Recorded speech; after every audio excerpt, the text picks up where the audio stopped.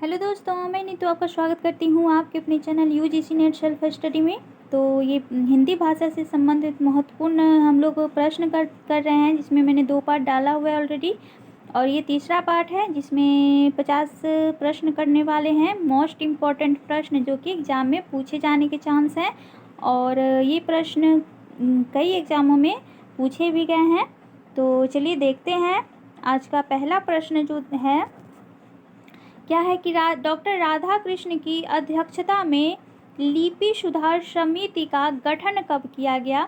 तो क्वेश्चन देखने से पहले मैं बता दूं कि अगर आप मेरे चैनल पर नए हैं तो ज़रूर से चैनल को सब्सक्राइब भी कर दें, शेयर भी कर दें अपने फ्रेंड तक। और अगर आप मेरा सीरीज नहीं देख रहे हैं तो मैंने प्लेलिस्ट बनाई हुई है, तो वो अभी कंटेंट और प्रैक्टिस में साथ साथ करा रही हूँ, तो वो ज़रूर से देखें। आपके लिए काफ़ी इम्पॉर्टेंट होगा एग्ज़ाम के पॉइंट ऑफ व्यू से, क्योंकि वहाँ से प्रश्न पूछे ही जाएंगे। ठीक है, तो ज़रूर से देख लें। तो चलिए पहला क्वेश्चन करते हैं कि डॉक्टर राधाकृष्ण की अध्यक्षता में लिपि सुधार समिति का गठन कब किया गया। तो ये किया गया था 1953 ईस्वी में। ठीक है, अगला क्वेश्चन है कि इनमें से कौन सा गुण देवनागरी लिपि में नहीं है। तो ये अनुच्चरित ध्वनियों का अभाव नहीं है। ध्वनियों का अभाव नहीं है क्योंकि एक लिपि का एक ध्वनि का एक शब्द ही देखा जाता है, तो ये काफ़ी इसकी महत्वपूर्ण भूमिका है। मराठी भाषा की लिपि कौन सी है। तो ये देवनागरी लिपि में लिखी जाती है मराठी भाषा भी। इनमें से कौन से शब्द की वर्तनी गलत है। तो के लिए बाकी बात चाहिए, इसीलिए और गए, ये सारे सही हैं। अगला क्वेश्चन है कि इनमें से अशुद्ध शब्द छांटिए। तो अशुद्ध शब्द जो हैं देख लीजिए 31। तो अशुद्ध शब्द जो होंगे आपके वो होंगे 31, तो ये गलत है आपके। अगला है कि सरकारी कामकाज की वह भाषा जिसे संविधान ने सरकारी कामकाज के लिए स्वीकृत किया है क्या कहलाता है। तो ये कहलाता है, संपर्क नहीं होगा, राजभाषा होगा। डी ऑप्शन राइट होगा आपका। चलिए अगला क्वेश्चन है, किस देश के बहुसंख्यक लोगों की भाषा क्या कहलाती है। किसी देश के बहुसंख्यक लोगों की जो भाषा है वो क्या कहलाती है। तो वो कहलाती है राष्ट्रीय भाषा। चलिए अगला क्वेश्चन है, संविधान में किस धारा के अंतर्गत हिंदी को राजभाषा घोषित किया गया है। तो ये 351 का भाग 1 में। चलिए अगला क्वेश्चन है, हिंदी दिवस कब मनाया जाता है। तो ये 14 दिसंबर को मनाया जाता है। ऑप्शन बी राइट होगा आपका। अगला क्वेश्चन है कि खड़ी बोली हिंदी का विकास किस भाषा से हुआ है। तो खड़ी बोली हिंदी का विकास जो है ये अपभ्रंश भाषा से हुआ है। ठीक है, अगला क्वेश्चन है कि अपभ्रंश भाषा में लिखित रामचरित कौन सा है। तो ये पौमचर्यु है, स्वयंभू की रचना है, तो ध्यान में रखना है ये आपको। अगला क्वेश्चन है कि अपभ्रंश भाषा का विकास किस भाषा से हुआ है।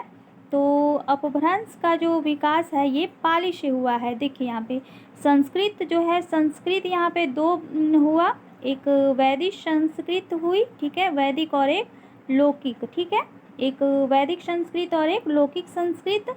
फिर जो हुआ फिर पाली आता है, जो कि भगवान गौतम बुद्ध की टाइम पीरियड में चली भाषा, पूरा प्रचलित है। उसके बाद प्राकृत है, ठीक है, प्राकृत है। उसके बाद आपका क्या है, तो उसके बाद आपका जो है अपभ्रंश आएगा प्राकृत के बाद। ठीक है, तो ये अपभ्रंश आएगा। ठीक है, उसके बाद अपभ्रंश के बाद ठीक उसके बाद जो आएगा अवहट आएगा। ठीक है, अवहट आएगा।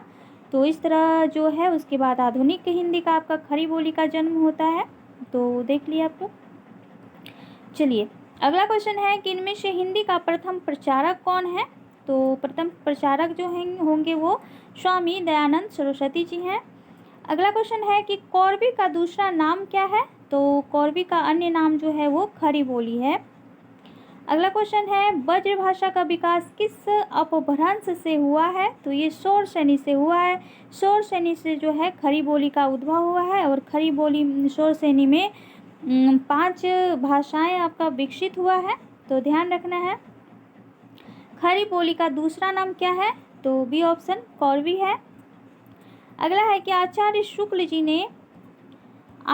शुक्ल ने हिंदी गद्य के प्रारंभिक 4 उन्नायकों में इनमें से किसको स्थान नहीं दिया था?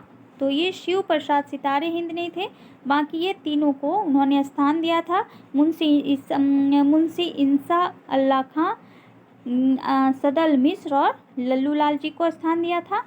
इनमें से अवधी का विकास किस से हुआ है? तो अवधी जो है ये अर्धमागधी से इसका विकास हुआ है। अर्धमागधी से पूर्वी हिंदी का विकास हुआ है। और पूर्वी हिंदी में 3 भाषाएं जो अवधी, बघेली और छत्तीसगढ़ी आती है, तो ध्यान रखना है। देखिए, ढूंढानी बोली का दूसरा नाम जो अधिक प्रचलित है तो ये जयपुरी है। अगला क्वेश्चन है, इनमें से कौन सा कथन असत्य है? तो देख लेते हैं।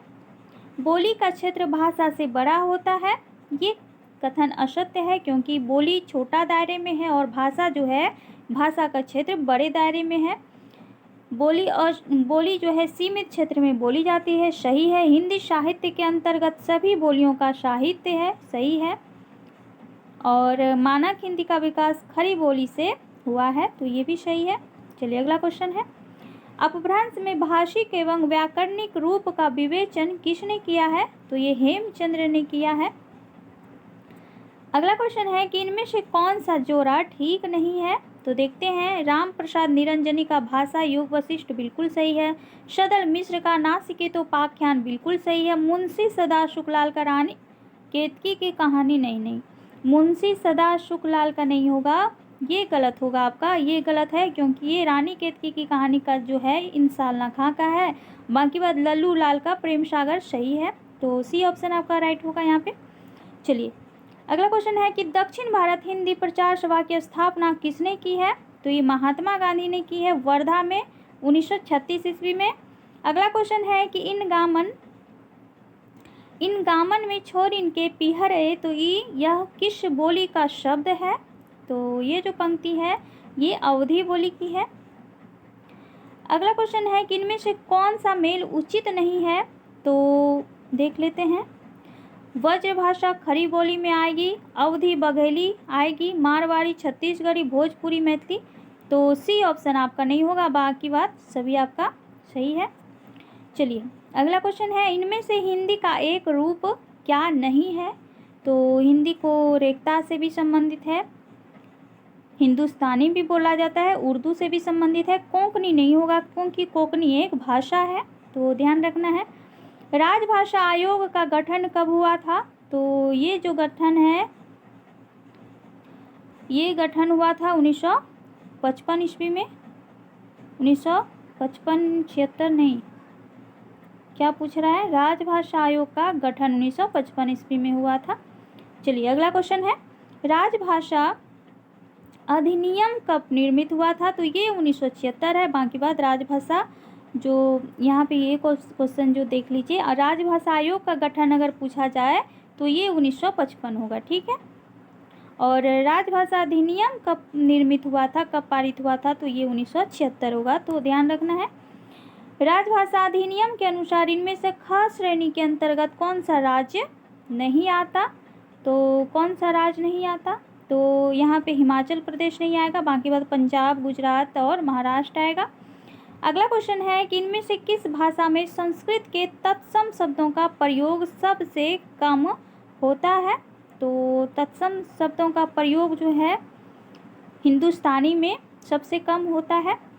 दक्षिणी हिंदी का दूसरा नाम क्या है? तो दक्षिणी हिंदी को हिंदवी भी कहा जाता है।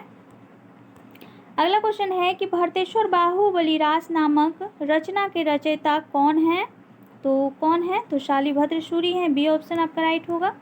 अगला क्वेश्चन है कि 84 सिद्धों में सबसे पहले सिद्ध कौन है? तो ये शरप्पा है।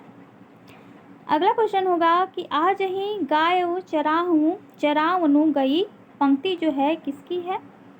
तो ये जो है ये ब्रजभाषा की है। चलिए अगला क्वेश्चन है, इनमें से नागरी प्रचारणी सभा से कौन जुड़ा है? तो ये श्याम सुंदर दास जी जुड़े हैं। अगला क्वेश्चन है, कृतिलता किस भाषा की रचना है? तो ये अवहट भाषा की है। और कृतिलता किसकी रचना है? तो ये विद्यापति जी की है, ठीक है, विद्यापति जी की कृतिलता और कृति पताका इनके अवहट में रचना लिखी गई है। इनमें से कौन सी बोली पूर्वी हिंदी की है? तो पूर्वी हिंदी की बोली जो है ये बघेली हो जाएगा। अगला है कि 84 वैष्णव की वार्ता क्या है, तो ये ब्रजभाषा की गद्य रचना है गोकुलनाथ के द्वारा। अगला क्वेश्चन है कि 252 वैष्णव की वार्ता के लेखक कौन है, तो ये गोकुलनाथ है। यहाँ पे क्या पूछा था, 84 वैष्णव का वार्ता,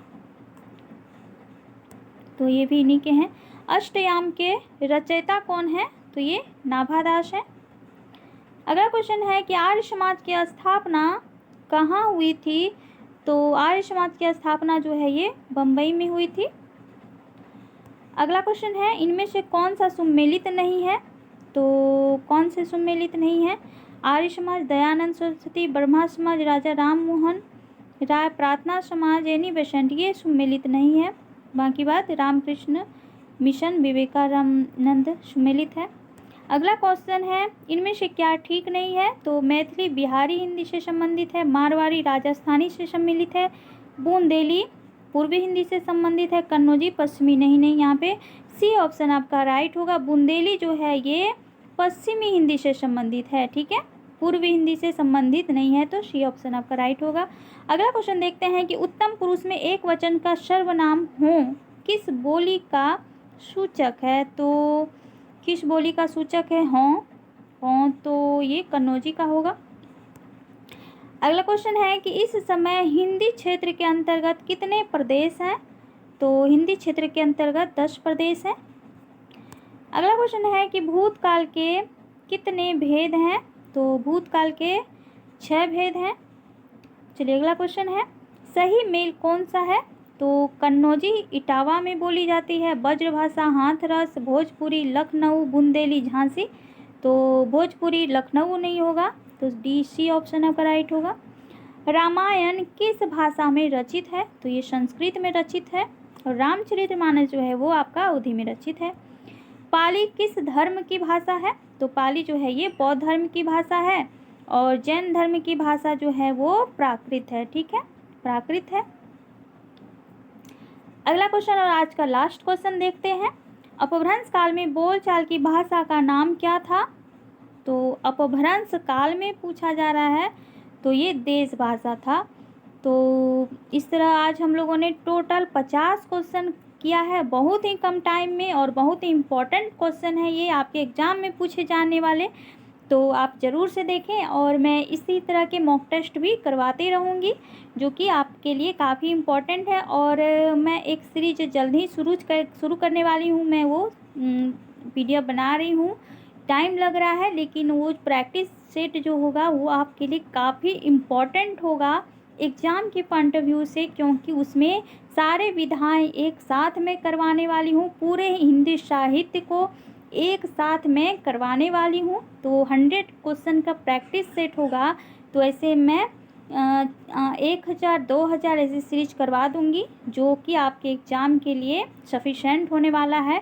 तो आप देख लें उसको, मैं शुरू करने ही वाली हूँ, तो बने रहे मेरे साथ। और अगर आप मेरे चैनल पर नए हैं तो ज़रूर से चैनल को सब्सक्राइब भी कर दें और अपने फ्रेंड तक शेयर भी कर दें। चलिए आज के लिए थैंक यू सो मच, बने रहे मेरे साथ।